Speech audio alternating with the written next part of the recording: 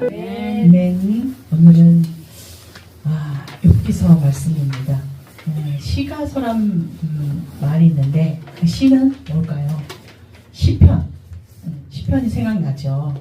그 시가서라는 그 거에 속하는 게 시편과 우리 지혜의 장 잠언 있죠. 잠언과 전도서, 그 다음에 아가서, 이렇게 네 개의, 그러니까 5개의 장이 이 편이 시가서에 들어간다고 합니다. 이 욥기서는 시가서에 들어가는 거를 처음 알았죠. 보면 욥기라 하면 어떤 구절이 떠오르냐면 이제 8장 7절 말씀입니다.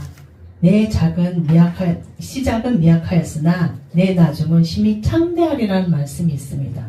아주 유명한 말씀이죠. 모든 것을 시작하거나 모든 것을 이제 사업을 시작하거나 공부를 시작하거나 할 때 많이 이제 이렇게 표에 아니면 내 마음에 새기는 그런 말씀이기도 해요. 여기서는 뭔가 익숙한데 같지만 어떻게 진행이 됐는지 끝이 어떻게 됐는지 참 모르는 사람이 참 많아요. 욥기서는 보면. 그리고 마지막에 욥기서는 처음에 욥은 1절에 보면 온전하고 정직하고 그 다음에 하나님을 경외한다 그랬습니다. 어떻게 경외했느냐? 욥기는요 그 하나님 인정한 사람이었습니다. 네?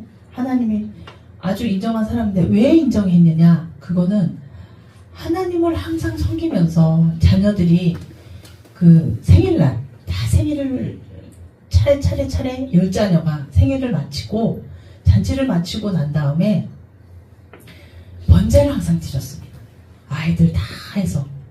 그래서 너희가 혹시 마음에도 죄를 지었지 않았으면 죄를 지은 일이 있으면 그걸로 이제 용서해달라고 하나님한테 번제를 드렸습니다. 아이들과 같이. 그러니까 아이들도 많이 이제 하나님을 경외하면서 섬기면서 살았겠죠. 그래서 동방사람 중에 가장 훌륭한 사람이라고 했습니다. 보면 그래서 욥기서는 그 욥기에는 나중에 환난을 받았으나 이 욥기는 나중에 갑자기 축복을 받았다고 그랬습니다. 왜 축복을 받았는지 그 이유는 생각 안 하고 전에 어떤 권사님이 저한테 그랬어요. 나는 욥기처럼 될 거라고. 근데 그분 삶을 자세히 들여다보면 그런 일이 있었어요. 그러니까 예배도 제대로 안 드리시고 그리고 하나님처럼 살지 않으셨어요. 근데 갑자기 축복, 그러니까 물건의 축복 이것만 생각하시는 거예요. 그러면서 나는 욥처럼 되겠다면서 다 그러시는 게 말씀하시는 걸 봤어요. 근데 그게 얼마나 어리석은 말인지 그분이 참 모르시는 것 같더라고요. 그러니까 안타까운 그런 일이 있었어요. 그래서 오늘은 욥이 얼마나 갑자기 축복을 받았는지 한번 보도록 하겠습니다. 그래서 그 1절에 보면은 1장에 보면 욥기서에 하나님이 그 하나님 앞에 그 사단이 갑니다. 사단이 와서 욥을 보지 않았느냐? 하나님이 그래요. 참 훌륭한 사람이다. 그랬더니 사단이 뭐라 그래요? 하나님이 욥을 그냥 울타리 아래 놓고 이렇게 보호해주고 잘 먹고 잘 살게 아주 부자처럼 해줘서 그러지 않았냐? 저 사람을 어려움 당하게 해봐라. 그럼 하나님 욕할 것이다. 딱 이래버려요. 그러니까 아니다. 그 욥한테 노문 치지 말고 네가 시험 해봐라. 너네 그 사람 물건을 너에게 준다. 그래버려요. 그래서 하루아침에 자녀들 6명이 다 죽어요. 그리고 재산도 다 도둑 맞아버려요. 그리고 나중에는 또 근데 욥은 어떻게 해요? 무릎을 꿇고 오히려 회개를 합니다. 아무 죄도 없는데. 그리고는 주신 이도 하나님이시고 하신 일도 주신 것도 그렇고 빼앗는 것도 하나님이라고 그러면서 인정을 하면서 오히려 회개를 해요. 그래서 나중에 또 사단이 가서는 저 사람 몸을 치면은 그렇게 안 나올 것이다. 다 그래버려요. 그러면 또 몸을 또 쳐요. 또 머리부터 발끝까지 약창이라서 기아장으로 막 끌었다 그랬어요. 얼마나 고통스럽겠어요. 진짜. 나중에는 그 옆에 있는 마누라까지 하나님을 욕하고 죽으라 그러면서 이 부인도 떠나버려요. 그러니까 하루아침에 정말 모든 걸 다 잃어버려요. 여러분 그때는 어떻게 했을 것 같아요? 다 잃어버리고. 그러니까 그런데도 욥은 하나님을 원망하지 않아요. 절대. 예. 그래서 다 도둑 맞고, 그래서 이 욥의 친구들이 이제 다른 지역에 사는 욥의 친구들이 위로를 하러 옵니다. 욥의 모습을 보니까 이전과의 모습과 전혀 틀립니다. 처음에 이 친구 엘리바스와 빌닷과 소발은 욥을 위로하러 와요. 그런데 점점 이야기가 샛길로 빠지게 됩니다. 욥의 친구 3명은 이제 언쟁을 하기 시작합니다. 욥이 말하고 엘리바스가 반박하고 욥이 대답을 하고, 빌닷이 반박을 하고 욥이 또 다시 대답을 하고, 소발이 이야기를 하고, 이제 욥이 또 이야기하는 이 가지를 3번이나 반복이 됩니다. 욥기서에는. 그러다 마지막에 엘리후가 독백으로 긴 이야기를 쏟아내면서 이들은 과연 어떤 주제로 대화를 나눴을까요? 사실 욥의 친구들은 진심으로 욥을 위로하러 오기 위해서 이야기를 시작하는데요. 그런데 이들은 생각 속에서 한 가지 틀에 박혀있는 생각이 있었습니다. 죄를 지으면 반드시 벌을 받는다는 이 틀에 박혀있어요. 그래서 욥에게도 네가 죄를 져서 이런 벌을 받았을 거야. 딱 이렇게 얘기합니다. 근데 욥은 또 억울해요. 나는 죄를 지지 않았다. 하나님 경외하면서 살았다. 이렇게 얘기를 해요. 그래서 잘못을 안 저질렀다 봅니다. 근데 우리가 모르는 네가 아는 죄가 있을 거 아니냐.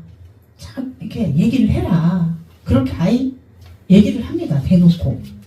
근데 이 욥이 나는 죄가 없다 그러니까 욥의 친구들은 그걸 교만하다고 생각을 합니다. 욥의 친구들은. 그래서 욥 친구들은 점점 논쟁이 깊어지고, 그런데 이들이 여기를 잘 살펴보면 어떤 방향이냐면, 모든 친구들은 자신이 하나님 뜻과 목적을 가장 잘 아는 것처럼 진술을 합니다. 그러니까 이들의 관심은 이제 누가 더 지혜로운가에 바뀌게 되는 거예요. 내용에서. 욥도 그렇고 엘리바스와 빌닷과 소발, 그리고 마지막에 등장하는 엘리후 역시 자신의 생각을 가장 지혜롭다고 여기는 거예요.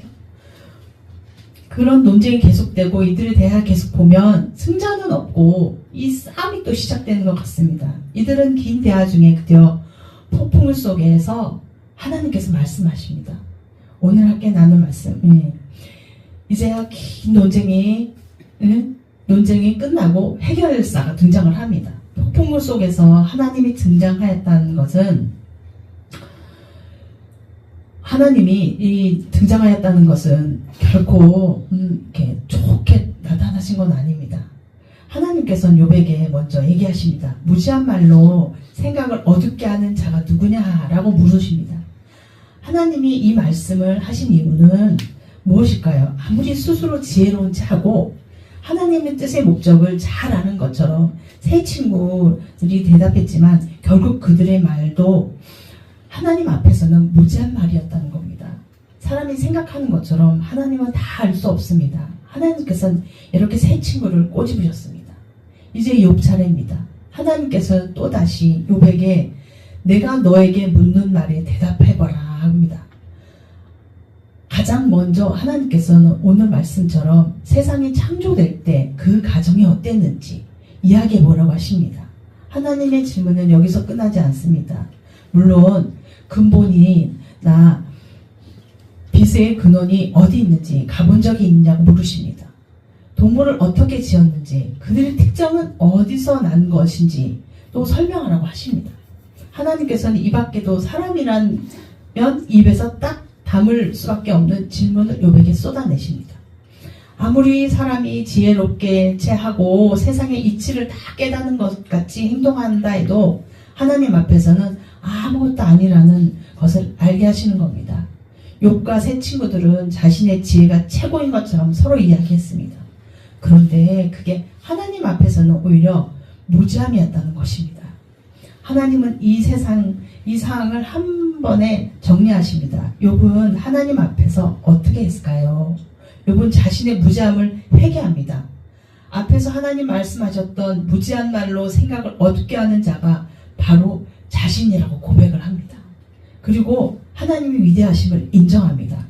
마지막으로 하나님께서 엘리바스와 빌닷과 소발에게도 잘못이 있다고 지적을 하십니다. 그들의 주장이 역시 옳지 않다는 겁니다. 그래서 하나님은 세 친구에게 회개의 제물을 바치라고 명령하십니다. 그리고 그들의 지혜롭지 못하고 저지른 잘못을 용서해 주겠다고 약속하십니다. 하나님께서는 스스로 지혜롭다고 여기는 사람들을 단번에 해결하셨습니다. 욥의 배경은 아브라함에서부터 시작해서 엄청 오래된 이야기입니다. 그런데 욥기는 지금 우리에게도 엄청난 깨달음을 줍니다. 욥기는 자세히는 아니지만 한번 훑어보면 어떤 것이라고 알 수 있는지 우리는 역시 하나님 앞에서 욥과 세 친구처럼 될 수 있다는 것입니다. 세상에서 많은 지식을 배우고 새로운 것을 접할수록 우리는 스스로 지혜 있다고 생각하기 쉽습니다. 물론 지혜롭게 살아야겠죠. 하지만 문제는 우리가 스스로 하나님의 뜻이나 목적이 다 알 수 있다고 생각해서부터 시작됩니다. 우리가 경험한 하나님의 한 부분만을 가지고 하나님을 아는 것처럼 행동할 수 있다는 겁니다. 우리는 죄를 지은 사람이 벌을 받기를 바랍니다. 그리고 그렇게 될 것이라고 믿습니다. 하지만 세상은 꼭 그렇게 흘러가지만 않습니다. 잘못을 저질러 놓고도 잘 빠져나가는 사람을 보곤 합니다. 문제는 우리가 생각대로 일이 이루어지지 않는다고 해서 우리가 생각하기에 하나님은 이렇게 하셔야 하는 분인데 그대로 일이 이루어지지 않으면 하나님 없는 걸까? 그렇게 굉장한 편협하는 생각을 할 수 있습니다. 하나님은 내가 원하는 대로 일하는 분이 아닙니다. 우리가 경험한 하나님의 방법 외에도 하나님께서는 어떤 방법으로든 일할 수 있는 분입니다. 우리는 우리가 가진 생각과 지혜가 한계가 있다는 걸 늘 인정하고 살아야 합니다. 그리고 우리와 달리 하나님은 내가 생각하는 것보다 훨씬 크고 강하신 분이라는 것도 인정해야 합니다. 하나님께서는 우리와 다른 방법으로 일을 이루시는 분인 걸 가장 잘 알 수 있는 것이 있습니다. 바로 십자가 사건이십니다. 하나님께서는 우리를 구원하시기 위해 예수님을 이 땅에 보내신 일입니다. 사람의 생각이면 예수님의 전쟁을 일으켜서 로마를 정복해야 합니다.